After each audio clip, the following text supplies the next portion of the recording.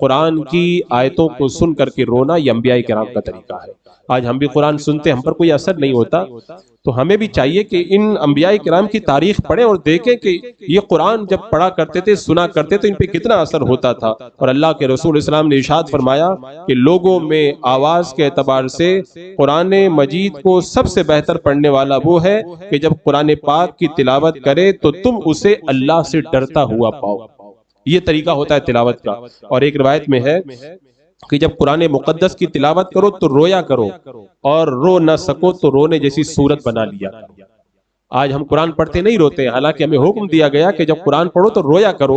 ایک روایت میں ہے کہ قرآن کریم غم کے ساتھ نازل ہوا، جب تم اس کی تلاوت کرو تو غم زدہ ہو جایا کرو، کیونکہ قرآن مقدس میں وعدہ اور وعید اور اس قسم کی سزاؤں کا تذکرہ ہے جن پر آہو بکا کرنا لازم ہے۔ اور صحیح بات ہے کہ قرآن کا اثر جب دل پہ ہوتا ہے تو انسان کی آنکھوں سے آنسو بہنے لگ جاتے ہیں، اور تلاوت قرآن میں غم اور رونے والی صورت بنانے پر ابھارا گیا ہمیں۔ ایک روایت میں ہے، حضرت عبداللہ بن عباس سے مروی ہے کہ جب سجدہ سبحان پڑھو تو سجدے میں جلدی مت کرو، یہاں تک کہ رو لو، اور اگر کسی کی آنکھ نہ روئے تو اس کا دل رونا چاہیے۔ اور دل کے رونے سے مراد یہ ہے کہ اس کا غم اور خوف کی کیفیت ہو جائے، یعنی علماء کرام کی طرح اگر قرآن پاک سمجھ میں نہیں آ رہا ہے تو کم سے کم اتنا تو سوچو کہ کس پروردگار عالم کا میں کلام پڑھ رہا ہوں، اللہ نے مجھے اس لائق بنایا کہ میں اس رب کا کلام پڑھ رہا ہوں۔ تو انسان کو رونا۔ حضرت سیدنا ثابت بنانی کہتے ہیں، میں نے خواب میں دیکھا کہ میں بارگاہ رسالت مآب صلی اللہ علیہ وسلم میں حاضر ہوا۔ میں اللہ کے رسول اسلام کی بارگاہ میں جب حاضر ہوا، قرآن پاک کی تلاوت کر رہا ہوں، تو جب میں پڑھنے سے فارغ ہوا تو اللہ کے رسول علیہ السلام نے فرمایا کہ یہ تو صرف قرآن کی تلاوت ہے، رونا کہاں ہے؟ یعنی سرکار علیہ السلام کے سامنے جب حضرت ثابت نے قرآن پڑھا تو میرے آقا نے فرمایا تم نے قرآن تو پڑھ لیا، لیکن قرآن پڑھنے کے ساتھ میں جو رونا ہے وہ رونا کہاں ہے؟ رونا بھی تو ہونا چاہیے ساتھ میں۔ اور ایک اللہ کے ولی کے بارے میں نے پڑھا تھا، غالباً حضرت یزید کے بارے میں، کہ انہوں نے جب خواب میں اللہ کا دیدار کیا تو رب نے یہی فرمایا کہ تم قرآن تو پڑھتے ہو لیکن ساتھ میں تمہارے جو تلاوت کے ساتھ رونا ہوتا ہے وہ رونا کہاں ہے؟ تو یہ ایک بندہ مومن کا طریقہ ہوتا ہے، قرآن پڑھے تو رویا کرے اور خشوع و خضوع اس کے اندر پیدا ہو۔ ایک بزرگ فرماتے ہیں، میں ایک سورہ شروع کرتا ہوں اور تلاوت کے دوران مشاہدہ حق میں ایسا کھو جاتا ہوں کہ صبح ہو جاتی ہے۔